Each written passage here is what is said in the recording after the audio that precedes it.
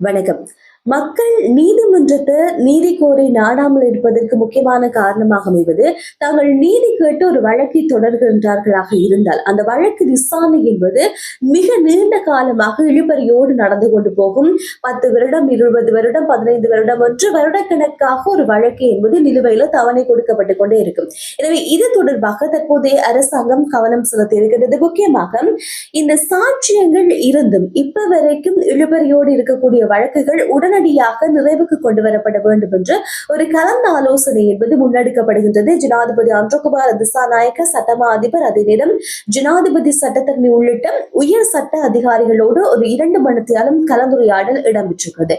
இந்த கலந்துரையாடலுடைய நிறைவுல சட்ட ரீதியாக தண்டனை கொடுக்கப்பட வேண்டியவர்கள் அவர்கள் குற்றம் இழைத்தவர்களாக தெரிந்தால் அவர்களுக்கான தண்டனை வழங்குவது தொடர்பாகவும், முக்கியமாக சாட்சியங்கள் இருந்தும் வழக்குகள் தொடர்ந்து இழுபறியில் இருக்குமாக இருந்தால் அது உடனடியாக நிறைவுக்கு கொண்டு வருவதற்கான நடவடிக்கைகள் மேற்கொள்ளப்பட வேண்டும் என்று ஜனாதிபதியினால் ஒரு அழுத்தம் என்பது கொடுக்கப்பட்டிருக்கிறது.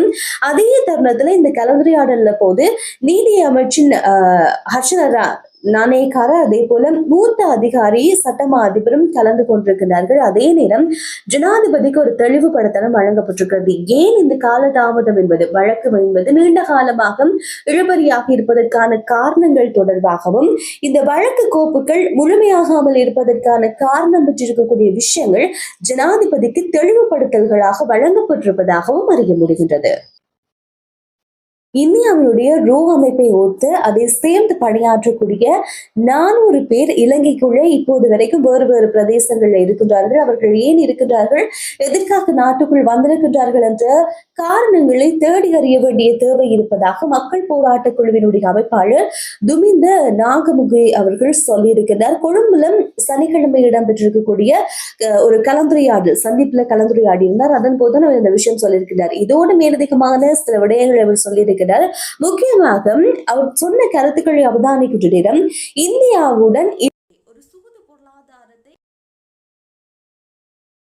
தயாராகி கொண்டிருப்பதாகவும், சூது விளையாடுவதன் மூலமாக பணத்தை நாட்டுக்குள்ள கொண்டு வருவதற்கான நடவடிக்கைகளை எடுப்பதற்கு சில முயற்சிகள் செய்வது போலவும், அதே போன்று முன்னொரு காலத்துல சீனாவினுடைய முதலீடு என்பது இலங்கைக்குள்ள இருந்தது. முக்கியமாக இந்த ஹம்பாந்தோட்டை துறைமுகம் சார்ந்திருக்கின்ற விஷயங்களுக்கு முதலீடு செய்தது. ஒரு கட்டத்துல அந்த கடனை மீள செலுத்த முடியாமல் போக அந்த ஹம்பாந்தோட்டையினுடைய துறைமுகத்தை அவர்களிடம் கொடுக்க வேண்டிய சூழ்நிலை என்பது இலங்கைக்கு ஏற்பட்டிருக்கிறது. இதே போல இந்தியா என்பது இலங்கையில போதுமே செல்வாக்கு செலுத்தக்கூடிய ஒரு நாடாக இருந்து வருகின்றது. எனவே இந்த சூழ்நிலையில அத்தானியினுடைய பிரச்சனை என்பது கண்டிப்பாக அத்தனை பேரும் அறிந்த விடயம். வெளிநாடுகள்ல இருக்கக்கூடிய பல இடங்கள்ல அத்தானியினுடைய முதலீடுகள் சார்ந்தும் அவர் புதிய நிறுவனங்கள் தொடங்கக்கூடிய விவகாரம் என்பது மிகப்பெரிய தடைகளை ஏற்படுத்தி கொண்டிருக்கிற சூழ்நிலையில இலங்கையில அவர் முதலீடு மேற்கொள்ள இருக்கிறார். இந்த முதலீடு என்பது எந்த ஒரு விதத்திலையும் பாதிக்காது என்று ஜனாதிபதி சொல்லியிருக்கிறார். முதலீடு செய்ய முடியாமல் போகாது என்றால் வழக்கு என்பது இது சார்ந்து இல்லை, வேறு விடயங்கள் காரணமாக இருப்பதனால்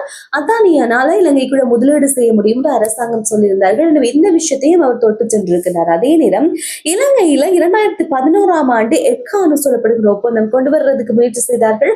ஒரு எதிர்ப்புக்கு பிற்பாடு அது கொண்டு வரவில்லை. அதே நேரம் திடீரென்று ஒரு ஜனாதிபதி தேர்தலின் போது ஒரு நபர் தோன்றியிருப்பார். அந்த நபர் ஒரு குறிப்பிட்ட காலத்துக்கு பிறகு இப்போதெல்லாம் அவர் காணாமல் போயிருக்கிறார். அதே போல இலங்கையினுடைய வடக்கு பொறுத்தவரையில அர்ஜுனா அவர்களை இந்தியா கொண்டு வந்திருப்பதாகவும், என்னத்துக்காக அவரை கொண்டு வந்தார்கள் என்பது போல காரணம் தெரியாமல் இருப்பதாக என்று பல விஷயங்களை அவர் தொட்டு சென்றிருக்கிறார். எப்படி இருந்தாலும் அவருடைய கருத்துக்களை அவதானிக்கின்ற நேரம் இலங்கை மீது செல்வாக்கு செலுத்துவதற்கான நடவடிக்கைகளை இந்தியா மேற்கொண்டு வருவது போல அவருடைய கருத்துக்கள் என்பது இருந்து வந்திருக்கிறது. முக்கியமாக இந்த விஷயத்தை அரசாங்கம் கவனத்தில் எடுக்க வேண்டும் என்பது போல பல விடயங்களை, பரந்துபட்ட விஷயங்களை அவர் சொல்லியிருக்கிறார்.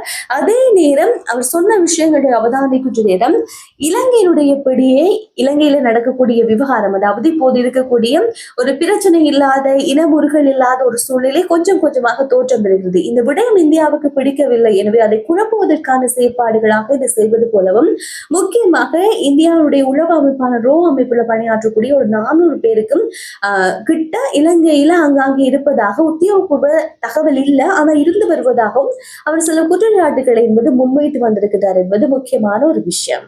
தேர்தல் வெற்றிக்காக தேசிய மக்கள் சக்தி வழங்கியிருக்கக்கூடிய சாத்தியமில்லாத வாக்குறுதிகள் தற்போது நிறைவேற்ற முடியாமல் அரசாங்கத்துக்கு எதிராக அவை மாறி இருப்பதாக முக்கியமாக முன்னாள் பிரதி சபாநாயகர் அஜித் ராஜபக்ச அவர்கள் சொல்லியிருக்கிறார். ஹமாந்தோட்டையில் இடம்பெற்ற ஊடகவியலாளர் சந்திப்பின் போது அவர் இந்த விடயங்களை சொல்லியிருக்கிறார். அவர் சொன்ன நேரத்துல தேர்தல் காலத்துல மின்சார கட்டணத்தை ஆட்சிக்கு வந்ததுக்கு பிற்பாடு குறைப்போம் என்று சொல்லியிருக்கக்கூடிய அரசாங்கம் இது நடைமுறைக்கு சாத்தியமில்லாத ஒரு சூழ்நிலை.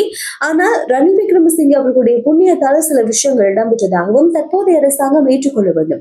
ரணில் விக்ரமசிங்கே அவர்களுடைய விடயங்களை பயன்படுத்தித்தான் தற்போது வரைக்கும் செயல்பட்டு வருவதை அவர்கள் மக்களுக்கு பகிரங்கமாக சொல்ல வேண்டும் என்பது போல சில கருத்துக்களையும் சொல்லியிருக்கிறார். அதே நேரம் சந்தையில் நிலவக்கூடிய இந்த அரிசி தட்டுப்பாடு தொடர்பாக அரிசி உற்பத்தியாளர்களிடம் பேசியிருந்தாலும் அது பெற்றிருக்கக்கூடிய எந்த விதமான முன்னேற்றங்களும் இல்லை என்பதாகவும் ஆட்சிக்கு வருவதற்கு முன்பாக மின்சார கட்டணத்தை குறைப்போம் என்று சொல்லியிருக்கக்கூடிய வாக்குறுதி வழங்கிய அரசாங்கம் ஆட்சிக்கு வந்ததுக்கு பிறகு மின்சார அமைச்சர் இது குறித்து நாங்கள் எதுவுமே சொல்லவில்லை என்று பொய்யான விடயங்களை சொல்கிறார்கள். இதுதான் இவர்களுடைய பிரதானமான கொள்கைகளாக இருந்து வருவதாகவும் அவர் சில விடயங்களை சொல்லியிருக்கிறார். அதே நேரத்தில் அவர் சொன்ன விஷயங்களை அவதானிக்கின்ற நேரம் ரணில் அவர் சொன்ன விஷயம் தற்போதைய அரசாங்கம் ஆட்சிக்கு வருவதற்கு முன்பாக 75 ஆண்டு காலங்களாக இருந்திருக்கக்கூடிய அந்த அரசியலை இல்லாத ஒழிப்போம் என்பது போல நிறைய இருக்கக்கூடிய வெறுப்பின் காரணமாக மக்கள் இவர்களுக்கு வாக்களித்திருந்தார்கள். ஆனால் இவர்கள் வழங்கி இருக்கக்கூடிய வாக்குறுதிகள் காலத்துக்கு பிறகுதான் இப்போதுதான் அவர்களுக்கு விளங்க ஆரம்பித்திருக்கின்றது.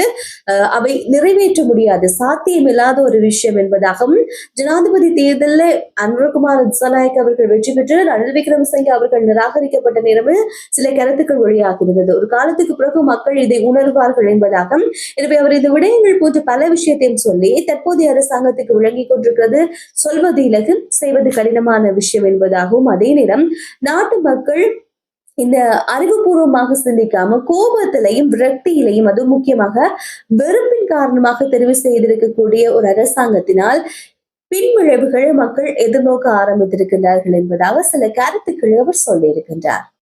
இலங்கையில ஒரு ஆட்சி மாற்றம் பெரிய ஆட்சி மாற்றம் நிகழ்ந்திருந்தாலும் அரசியல் சார்ந்த கட்டமைப்புல எந்த விதமான மாற்றமும் நிகழவில்லை. முக்கியமாக ஜனாதிபதி அனுரகுமார் திசாநாயக் அவர்கள் ஆட்சிக்கு வந்ததுக்கு பிறகு முன்னாள் ஜனாதிபதி மஹிந்த ராஜபக்ச மீது நடவடிக்கை எடுப்பதாக சொன்னார்கள்.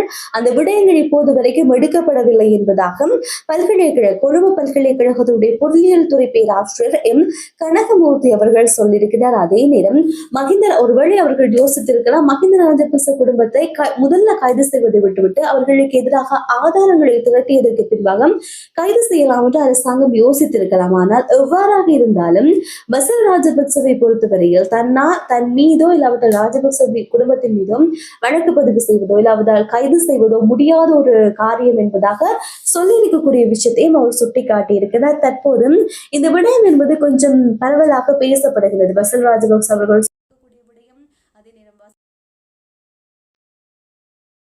பிடியாணை என்பது சர்வதேச பிடியாணை என்பது பிறப்பிக்கப்பட போகிறது அவருக்கு எதிராக சில செய்திகளை எல்லாம் அறிய முடிந்திருக்கிறது. எனவே தற்போது வந்திருக்கக்கூடிய அரசாங்கம் அடிக்கடி சொல்லக்கூடிய விஷயம் தவறு செய்தவர்கள் ஊழல் செய்தவர்களை நாங்கள் கண்டிப்பாக தண்டிப்போம் அப்படின்னு சொன்னாலும் இந்த விவகாரம் தொடர்ச்சியாக இழுபறிகளோடு போய்கொண்டிருப்பதை அவதானிக்க முடிகிறது. ஒரு பக்கம் பார்க்கிற மோசடிகளை உடனடியாக நிரூபிக்கவும் முடியாது. உடனடியாக நிரூபித்த இந்த காசை நாட்டுக்குள்ள கொண்டு வருவது அவ்வளவு சாத்தியமான ஒரு விடயம் கிடையாது. ஆனால் இது பெற்றிருக்கக்கூடிய விவகாரத்தை தற்போது அரசாங்கம் எதிர்நோக்க ஆரம்பித்திருக்கிறது. இது பற்றி உங்களுடைய கருத்துக்கள் இருக்குமாக இருந்தால் மறக்காம கமெண்ட்ல சொல்லுங்க. நாளைய நாள் செய்திகளோடு சந்திக்கலாம். நன்றி, வணக்கம்.